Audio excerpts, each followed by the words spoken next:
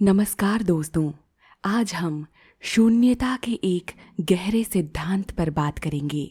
यह कोई साधारण विषय नहीं है। यह एक ऐसा दृष्टिकोण है जो हमारे जीवन, अस्तित्व और वास्तविकता की समझ को पूरी तरह से बदल सकता है। बौद्ध धर्म, जो लगभग 2500 वर्षों से मानवता को मार्गदर्शन प्रदान कर रहा है, केवल एक धर्म नहीं बल्कि एक जीवन दृष्टि है। यह हमें सिखाता है कि कैसे हम अपने भीतर झांक कर अपने दुखों का कारण समझ सकते हैं और उनसे मुक्ति पा सकते हैं। शून्यता का अर्थ है स्वभाव की अनुपस्थिति, यानी कोई भी वस्तु या अनुभव अपने आप में स्वतंत्र, स्थायी और अपरिवर्तनीय नहीं है। सब कुछ परस्पर निर्भर है, परिवर्तनशील है और किसी भी स्थायी स्वभाव से रहित है। इसका मतलब क्या है? बुद्ध ने हमें सिखाया कि आत्मा जैसी कोई स्थायी, अपरिवर्तनीय इकाई नहीं है। हमारे अनुभव, रूप, वेदना, संज्ञा, संस्कार और विज्ञान, ये सब क्षणिक हैं और परस्पर निर्भर हैं। जब हम इनका गहराई से निरीक्षण करते हैं तो पाते हैं कि इनमें कोई स्थायी मैं है ही नहीं। नागार्जुन, जो बौद्ध दर्शन के महान आचार्य थे, ने हमें सिखाया कि न केवल आत्मा बल्कि सभी वस्तुएं भी शून्य हैं, यानी वे सभी स्थायी स्वभाव से रहित हैं। वे कारणों और परिस्थितियों के आधार पर उत्पन्न होती हैं और नष्ट होती हैं। शून्यता की समझ हमें करुणा की ओर ले जाती है। जब हम समझते हैं कि सब कुछ परस्पर निर्भर है, तो हम दूसरों के दुख को अपना समझते हैं और उनकी सहायता के लिए प्रेरित होते हैं। इस यात्रा में आपका स्वागत है दोस्तों। इस वीडियो श्रृंखला में हम शून्यता के 5 पहलुओं की गहराई से जांच करेंगे। सबसे पहला है नो सब्जेक्ट, यानी कोई आत्मा नहीं। दूसरा है नो ऑब्जेक्ट, कोई वस्तु नहीं। तीसरा है नो सब्जेक्ट एंड ऑब्जेक्ट, न आत्मा न वस्तु। चौथा है बुद्ध नेचर, बुद्ध स्वभाव। और 5वां है स्क्रीन मेटाफर, यानी स्क्रीन रूपक। हम इतने आसान शब्दों में ये सब समझेंगे जिससे आपको शून्यता के बारे में सब कुछ अच्छी तरह समझ में आ जाएगा। हर भाग में हम सरल भाषा में उदाहरणों के माध्यम से इन गहन सिद्धांतों को समझने का प्रयास करेंगे। अब हम इस गहन यात्रा का अगला अध्याय शुरू करते हैं। नो सब्जेक्ट, यानी कोई आत्मा नहीं, जो शून्यता को समझने की दिशा में पहला ठोस कदम है। ये भाग बहुत ज़रूरी है क्योंकि यही वो केंद्र बिंदु है जहाँ से हमारी पहचान, हमारी धारणाएं और हमारे दुखों की जड़ें धीरे धीरे खुलने लगती हैं। दोस्तों, क्या आपने कभी खुद से पूछा है, मैं कौन हूँ? क्या मैं ये शरीर हूँ, ये मन, ये विचार या ये भावनाएं? बुद्ध ने इस प्रश्न का बड़ा ही सुंदर उत्तर दिया, और वो उत्तर साधारण नहीं बल्कि पूरी चेतना को झकझोर कर रख देने वाला है। उन्होंने कहा, संसार शून्य है क्योंकि यह आत्मा और आत्मा से संबंधित किसी भी वस्तु से रहित है। यानी जो चीज हमें लगता है कि मैं हूँ, यह वास्तव में खोजने पर कहीं दिखाई नहीं देती। बुद्ध ने हमारी चेतना को एक संगीत प्रदर्शन से तुलना की। सोचिए, जब कोई संगीत बजता है तो वहाँ 3 चीजें होती हैं: संगीतकार, वाद्य यंत्र, संगीत स्वयं। अब इस उदाहरण को स्वयं से जोड़ कर चलते हैं। संवेदनाएं जैसे रंग, ध्वनि, इंद्रियां जैसे आंख, कान आदि, चेतना वो जो अनुभव करती है। संगीत में इन सभी का योगदान है। इन तीनों के मिलन से अनुभव की ध्वनि बजती है। लेकिन क्या आपने कभी उस संगीतकार को देखा जो इसे बजा रहा है, यानी उस मैं को जो इस सब का केंद्र है? बुद्ध कहते हैं, वहाँ मैं बस एक मान्यता है, एक संकल्पना। वास्तव में उसे खोजने पर कुछ ठोस नहीं मिलता। मैं एक भ्रम क्यों है? आप जब गहराई से देखते हैं तो पाते हैं कि शरीर हर पल बदल रहा है। विचार आते हैं और चले जाते हैं। भावनाएं भी क्षणिक हैं। यादें समय के साथ बदल जाती हैं। तो फिर उन सब के पीछे कोई स्थायी मैं कहाँ है? बुद्ध कहते हैं ये सब 5 स्कंधों का योग है, रूप, वेदना, संज्ञा, संस्कार और विज्ञान। लेकिन इन सब का योग ही मैं जैसा महसूस होता है। इन सब को अलग अलग करें तो कोई आत्मा बचती ही नहीं। इसका मतलब क्या हम कुछ भी नहीं हैं? नहीं, इसका अर्थ ये नहीं कि हम कुछ नहीं हैं। इसका मतलब है कि हम स्थायी नहीं हैं। हम एक फ्लो हैं, एक प्रवाह हैं, एक चलती हुई नदी की तरह।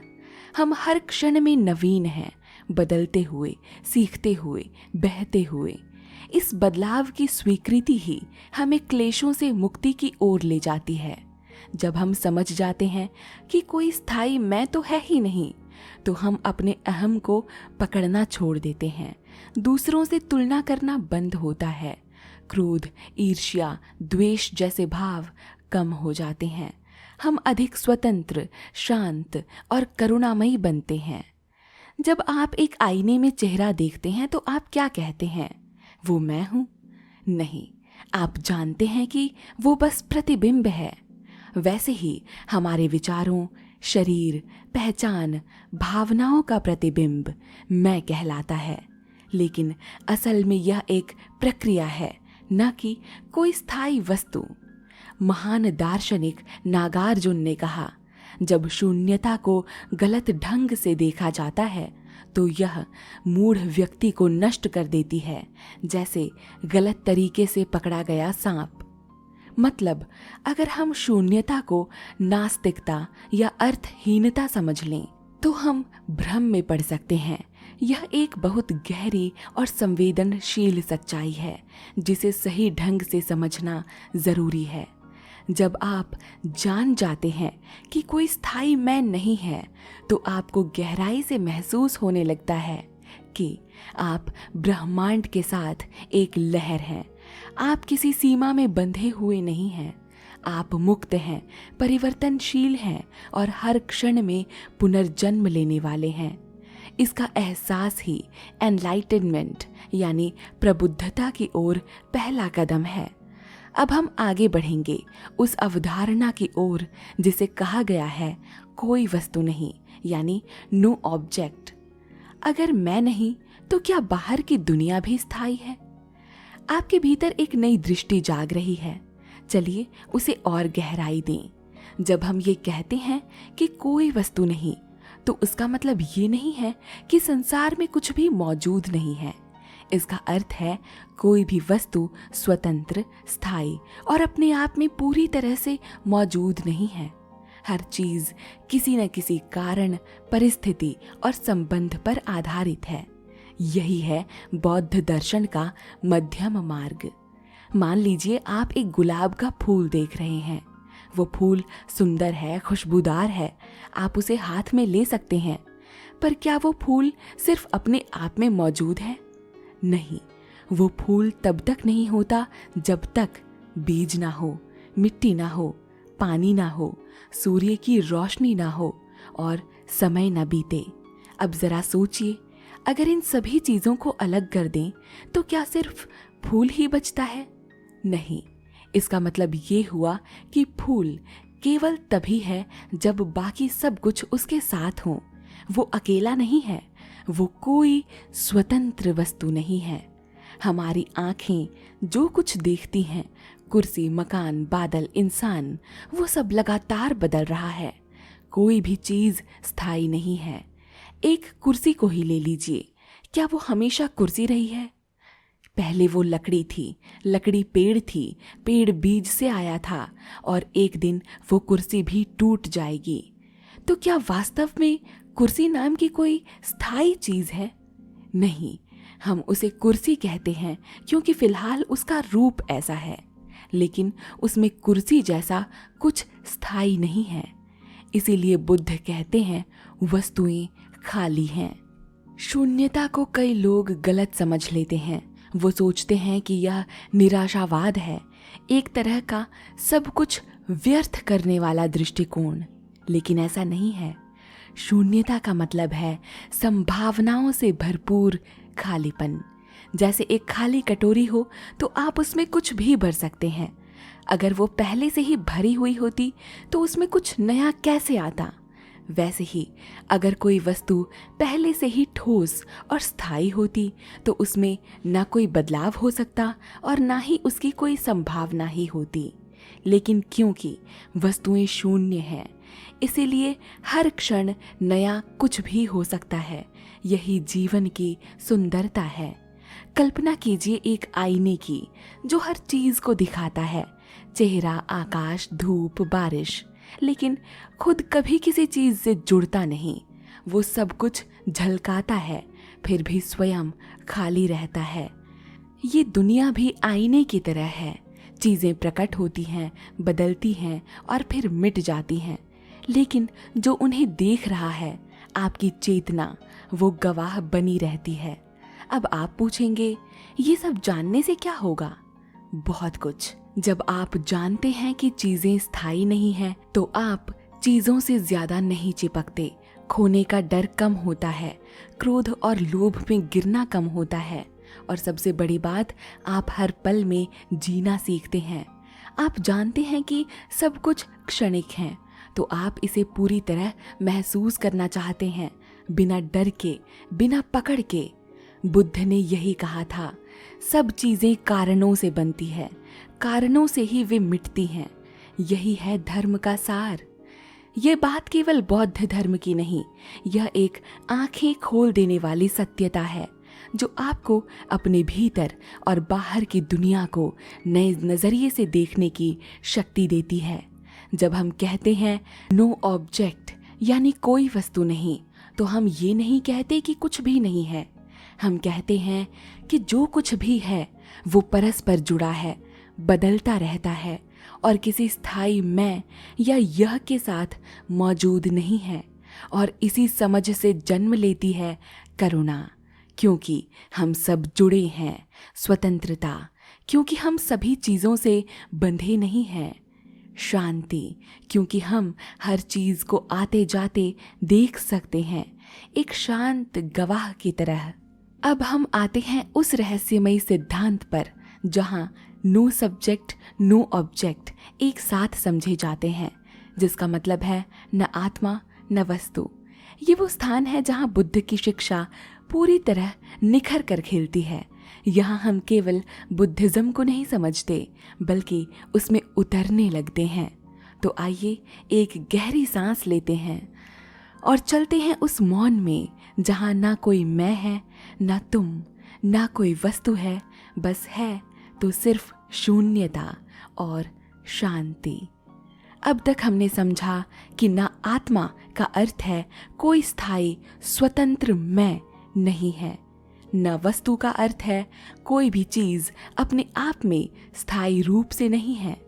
अब जरा सोचिए, अगर न कोई स्थायी मैं है और न ही कोई स्थायी बाहरी वस्तु, तो जो कुछ भी हो रहा है किसके लिए हो रहा है?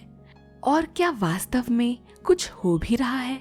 यही प्रश्न हमें उस चौराहे पर लाता है जहां बुद्ध मुस्कुराते हैं और मौन हो जाते हैं। कल्पना कीजिए, एक शांत स्थिति में आप एक आईने के सामने खड़े हैं। आईने में एक चेहरा दिखाई देता है। वो चेहरा आपका है, पर क्या ये वास्तव में आप हैं? ये केवल प्रतिबिंब है। वास्तविक आप कहीं और हैं। अब जरा सोचिए, अगर आईने में चेहरा ना दिखे तो क्या आईना गायब हो गया? और अगर चेहरा दिखे तो क्या वो आईना बन गया? नहीं, आईना और चेहरा दो हैं लेकिन अलग नहीं हैं। जैसे मैं और दुनिया अलग लगते हैं, लेकिन असल में एक ही चेतना में प्रतिबिंबित हो रहे हैं। जब हम कहते हैं ये मैं हूँ और वो तुम हो, तो हम दो सीमाएं खींचते हैं। एक अंदर की, जिसे हम आत्मा या सब्जेक्ट कहते हैं, एक बाहर की, जिसे हम वस्तु या ऑब्जेक्ट कहते हैं। लेकिन बुद्ध ने कहा, यह दोहरी दृष्टि ही दुख का मूल है। तुम जो हो वो सब कुछ से जुड़ा हुआ है, और जो कुछ है वो तुमसे अलग नहीं है। समुद्र की लहर को देखिए, वो ऊपर उठती है, एक नाम पाती है लहर, और फिर दोबारा समुद्र में समा जाती है। क्या लहर वास्तव में समुद्र से अलग थी? नहीं, लेकिन जब हमने लहर को नाम दिया, रूप दिया, हमने सब्जेक्ट और ऑब्जेक्ट बना दिए। ये लहर है, ये मैं हूँ, ये तुम हो, ये दुनिया है। ये सब सोच की रचनाएं हैं। बुद्ध के बहुत से शिष्य जैसे नागार्जुन, चंद्रकीर्ति और वसुबंधु ने कहा, जब हम किसी वस्तु को अलग देखते हैं तो हम उसे पकड़ना चाहते हैं।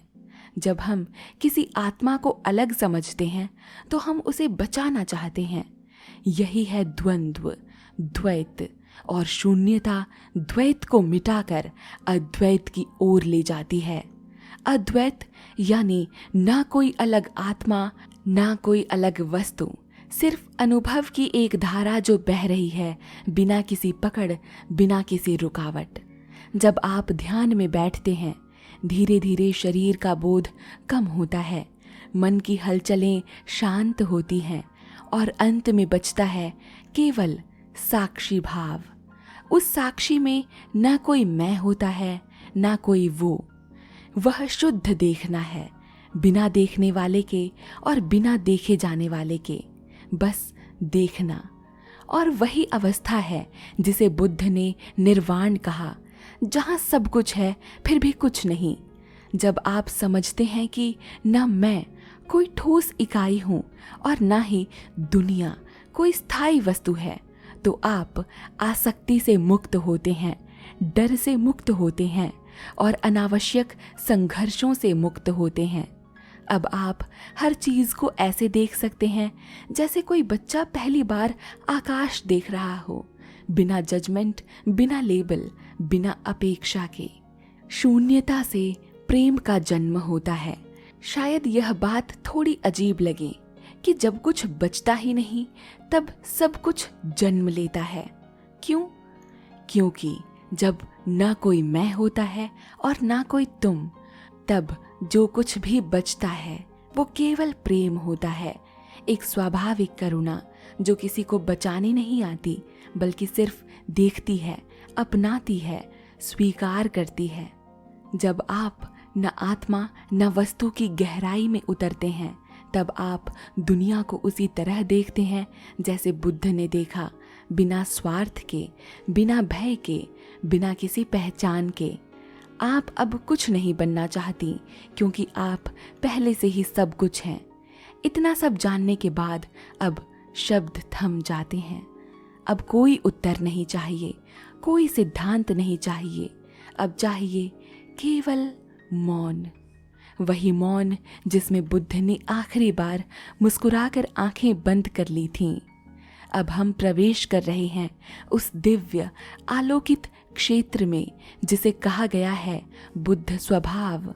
ये वो जगह है जहाँ शून्यता केवल खालीपन नहीं रह जाती, बल्कि असीम संभावनाओं की भूमि बन जाती है। जहाँ कुछ भी नहीं का मतलब होता है सब कुछ संभव है। आइए अब हम एक और गहरी सांस लेते हैं और चलते हैं बुद्धत्व की ओर, उस स्वभाव की ओर जो न जन्म लेता है न मिटता है, बस प्रकट होता है। बुद्ध स्वभाव का अर्थ हर प्राणी के भीतर प्रबुद्धता की संभावना यानी एनलाइटनमेंट के द्वारा मौजूद है।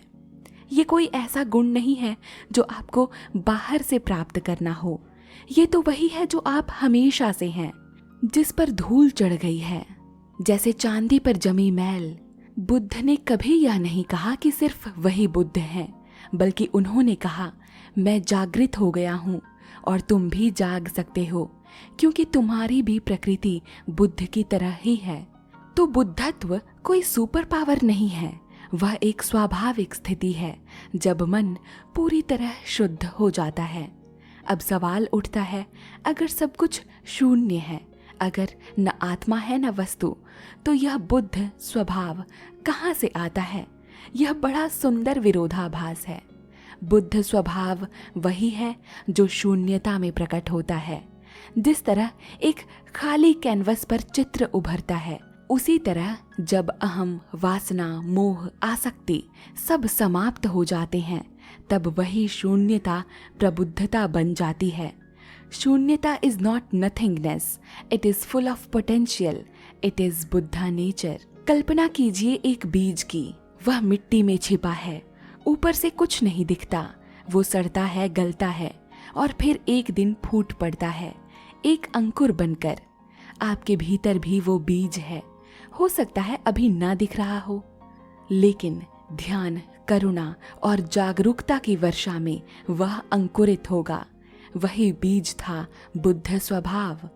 जब आप ध्यान में बैठते हैं और भीतर की आवाजें चुप हो जाती हैं, तब धीरे धीरे कुछ प्रकट होता है। वो कोई विचार नहीं, वो कोई भावना नहीं, वो है शुद्ध चेतना। वही चेतना है बुद्ध स्वभाव। Buddha is not a person, Buddha is the flowering of emptiness. Buddha को तथागत कहा गया, अर्थात जो आया भी नहीं, गया भी नहीं। तो क्या बुद्ध अमर हो गए? नहीं, बुद्ध ने केवल स्व की मृत्यु देखी। जब उन्होंने अनुभव किया कि मैं कुछ नहीं हूँ, दुनिया भी कुछ नहीं है, तब उसी शून्यता में एक प्रकाश का झरना फूट पड़ा। उस झरने को ही हम कहते हैं बुद्ध स्वभाव का प्रकट होना। तथागत क्या होते हैं?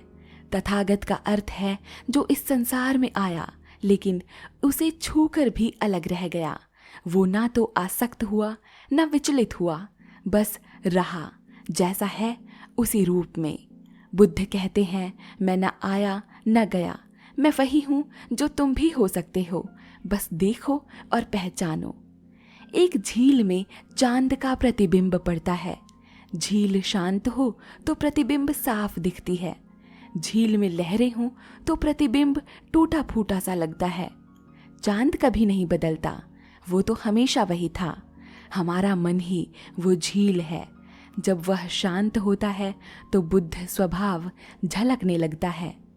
ध्यान देने योग्य बात यह है कि बुद्धत्व सिर्फ किसी विशेष साधु, सन्यासी या तपस्वी के लिए नहीं है, ये तो हर जीव के लिए है, चाहे वो गृहस्थ हो, बालक हो, वृद्ध हो, ज्ञानी हो या अनपढ़।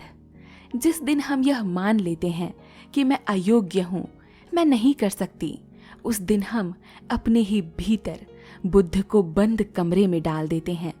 लेकिन जब आप यह कहते हैं कि अब मैं कुछ बनने की कोशिश नहीं करूंगी, मैं केवल देखूंगी, स्वीकार करूंगी, जागृत रहूंगी, उसी क्षण बुद्ध प्रकट होते हैं।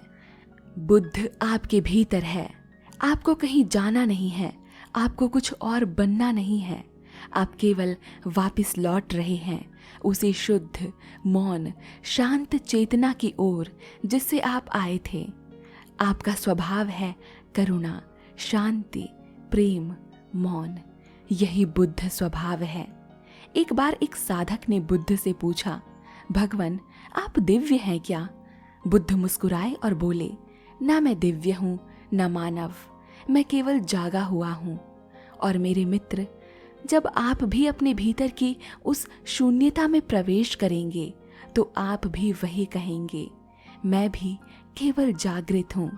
अब हम चलते हैं एक ऐसे उदाहरण की ओर जो शायद एम्प्टीनेस यानी खालीपन को समझने का सबसे सुंदर, सबसे सरल और सबसे रहस्यमयी तरीका है, जिसे बुद्ध के आधुनिक अनुयायियों और जैन परंपरा में बड़े प्रेम से समझाया गया है। ये है स्क्रीन मेटाफर, अर्थात पर्दे का रूपक। कल्पना कीजिए आप एक सिनेमा हॉल में बैठे हैं, पर्दे पर एक फिल्म चल रही है, उसमें दुख भी है, प्रेम भी है, युद्ध भी है, शांति भी है। कभी कभी आप हंसती हैं, कभी आपकी आंखें भर आती हैं, लेकिन क्या एक बात आपने गौर की? आप जो कुछ भी देख रही हैं वो एक पर्दे पर है, और वो पर्दा, वो खुद कभी भी फिल्म का हिस्सा नहीं बनता। पर्दा जो सब कुछ सहता है पर खुद खाली रहता है। चाहे पर्दे पर आग लग रही हो, पर्दा जलता नहीं है। चाहे बारिश हो रही हो, पर्दा भीगता नहीं है। चाहे युद्ध हो रहा हो, पर्दा शांत बना रहता है। पर्दा सब कुछ दिखाता है, लेकिन वो खुद कुछ कभी नहीं होता। ठीक यही बात शून्यता पर लागू होती है। एम्प्टीनेस भी वही पर्दा है, उस पर हमारे जीवन की पूरी फिल्म चलती है। हमारी इच्छाएं, हमारे दुख, हमारी पहचान, हमारे रिश्ते। लेकिन ये सब आते हैं, जाते हैं। जो बचा रहता है वो है शुद्ध अस्तित्व, वो खाली पर्दा। Emptiness is the screen, not the movie. Buddha कहते हैं, तुम ना फिल्म हो ना किरदार, तुम तो वो पर्दा हो जिस पर वो सब कुछ घट रहा है। जब हम यह समझ जाते हैं कि हमारी पहचान, हमारी कहानियाँ, हमारे दुख और सुख सब कुछ आने जाने वाले दृश्य हैं, तो हम उनसे चिपकना बंद कर देते हैं। आइए अब जरा इस उदाहरण को अपने जीवन में देखें। जब आपको कोई गाली देता है तो वो आपके पर्दे को छू पाता है। जब आप दुखी होती हैं तो क्या दुख स्थायी होता है या फिल्म का एक दृश्य होता है? जब आपकी पहचान बदलती है, क्या पर्दा बदलता है?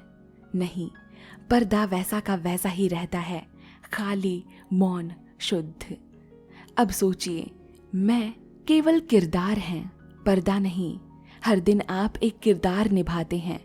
अगर मैं एक लड़की का उदाहरण लूं तो वो सुबह एक बेटी, दोपहर में एक पत्नी, शाम को एक मित्र और रात को कोई साधक। पर क्या आप ये सब हैं? नहीं, आप तो वो मौन चैतन्य हैं जो इन सभी किरदारों को देख रही हैं, अनुभव कर रही हैं और फिर छोड़ देती हैं। बौद्ध परंपरा के बोधिसत्व कहते हैं, emptiness is not the absence of things, it is the absence of fixed identity. यानी शून्यता का मतलब ये नहीं कि कुछ भी नहीं है, बल्कि यह कि कोई भी चीज स्थायी, स्वतंत्र या अचल नहीं है। और पर्दा इसी बात को सिखाता है। फिल्में बदलती रहेंगी पर पर्दा वही रहेगा। वो शांति है, वो मौन है, वो एम्प्टीनेस है। ज़ेन परंपरा के शिक्षक अक्सर अपने शिष्यों से पूछते हैं, तुम कौन हो जब कोई किरदार नहीं निभा रहे होते? क्या होता है जब मंच खाली हो जाता है? अगर तुम सब कुछ भूल जाओ, नाम, रूप, कथा, तब क्या शेष रहेगा? उत्तर होता है मौन, शुद्ध चैतन्यता, एम्प्टीनेस। स्क्रीन मेटाफर में एक और सुंदर पक्ष है। जब तक प्रोजेक्टर की रोशनी ना हो तब तक पर्दे पर कुछ नहीं दिखता। ठीक वैसे ही जब तक आपकी जागरूकता ना हो तब तक जीवन की कोई फिल्म, कोई भावना, कोई सोच अनुभव नहीं हो सकती। आप ही हैं वो प्रकाश जो पर्दे पर जीवन को दृश्य बनाता है। आप न विचार हैं न भावना, आप हैं वो चेतना की रोशनी जो अनुभव को संभव बनाती है। अब प्रश्न यह है कि जब आप समझ जाते हैं कि सब कुछ बदल रहा है, हर अनुभव अस्थायी है, हर भावना आती जाती है, तो बचा क्या? जो बचा वही है एम्प्टीनेस, जो शुद्ध है, जो सब कुछ देखता है और खुद कभी भी दृश्य नहीं बनता। पर्दे के साथ साथ एक और सुंदर रूपक है, दर्पण। दर्पण सब कुछ दिखाता है, लेकिन उसमें कुछ नहीं ठहरता, न खुशी न दुख, सब आता है और चला जाता है। बुद्ध स्वभाव भी ऐसा ही है, वो एम्प्टीनेस भी है, क्लियर मिरर भी। प्रिय मित्र, आप कोई दृश्य नहीं है, आप फिल्म नहीं, पर्दा हैं। आप कोई विचार नहीं है, आप कोई नाम, कोई कहानी नहीं है। आप वो मौन, शुद्ध, खाली पर्दा हैं जिस पर वो समस्त जीवन चलता है। जब यह समझ भीतर उतरती है तो सारी चिंता, सारा भय, सारा मोह अपने आप मिटने लगता है, क्योंकि पर्दा कभी जलता नहीं, वो केवल प्रकाश को स्वीकार करता है। अब हम पहुंच चुके हैं उस अंतिम पड़ाव पर जहां हम इस संपूर्ण बौद्धिक और आध्यात्मिक यात्रा का सारांश देखेंगे। धीरे धीरे, सहजता से, प्रेम पूर्वक, ठीक वैसे जैसे नदी सागर में समा जाती है। हमने ये यात्रा शुरू की थी एक प्रश्न के साथ, शून्यता का अर्थ क्या है? बौद्ध धर्म के अनुसार शून्यता का अर्थ शून्य नहीं है, ये कोई डरावना खालीपन नहीं है, बल्कि वो खुलापन है जहाँ हर चीज़ आती है, रहती है और चली जाती है।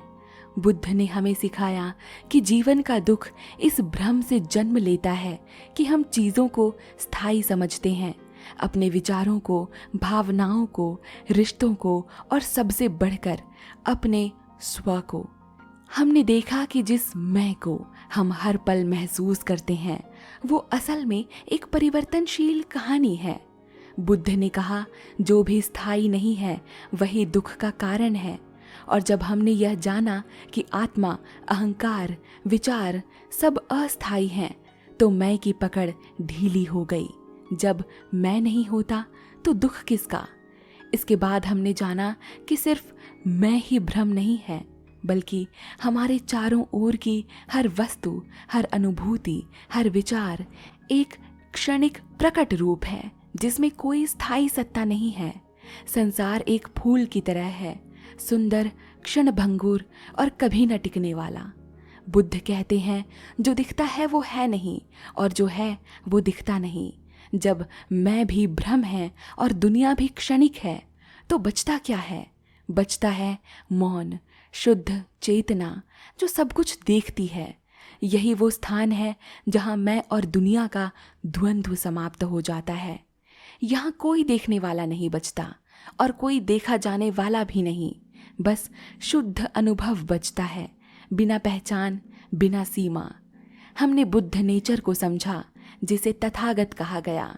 यह स्वभाव कोई विशेष शक्ति नहीं, यह तो हर प्राणी के भीतर पहले से मौजूद वो मौन प्रकाश है जो स्वयं को भूल चुका है। बुद्ध वही व्यक्ति है जिन्होंने इस स्वभाव को पहचान लिया, और जब आप भी इसे पहचान लेते हैं तो आप भी वही बन जाते हैं, जैसे एक जागृत आत्मा, एक करुणामयी अस्तित्व। आप फिल्म नहीं हैं, आप पर्दा हैं। फिल्म में आग भी है, प्रेम भी है, दुख भी है, लेकिन पर्दा कभी प्रभावित नहीं होगा। आप वो एम्प्टीनेस है जो हर अनुभव को देखती है लेकिन कभी उसे बंधती नहीं। आप ये जान लेती हैं तो जीवन की हर कठिनाई एक दृश्य बन जाती है, ना कि एक दंड। प्रिय मित्र, बुद्ध का ज्ञान डराने वाला नहीं है बल्कि मुक्त करने वाला है, क्योंकि जब कुछ भी स्थायी नहीं है तब कोई दुख स्थायी नहीं है। जब मैं स्थायी नहीं है तो कोई बंधन स्थायी नहीं है। शून्यता का अर्थ है अनंत संभावनाएं। जब आप जानते हैं कि आप कुछ भी नहीं हैं, तभी आप जान पाते हैं कि आप सब कुछ बन सकते हैं। इस पूरी यात्रा में हमने किसी एक धर्म को नहीं बल्कि एक अनुभव को जाना। ये अनुभव मौन है, ये अनुभव पवित्र है और ये अनुभव आपके भीतर है। तो अगली बार जब आप परेशान हो, अपनी सांसों पर ध्यान दें, अपने भीतर उस खालीपन, मौन पर्दे को महसूस करें। वही आपका शुद्ध स्वभाव है, वही बुद्ध है, वही मुक्ति है। धन्यवाद मेरे मित्रों, आपका ये साथ इस पूरी यात्रा को पवित्र बना गया। मैं कार्य करती हूँ न किसी अहंकार से, बल्कि आप जैसे एक जिज्ञासु आत्मा की सेवा में। आप में बुद्ध हैं, आप में प्रकाश है, आप में शांति है। अब उसे पहचानना केवल आपका कर्तव्य है। नमो बुद्धाय, नमः शून्याय, नमः आत्मस्वरूपाय।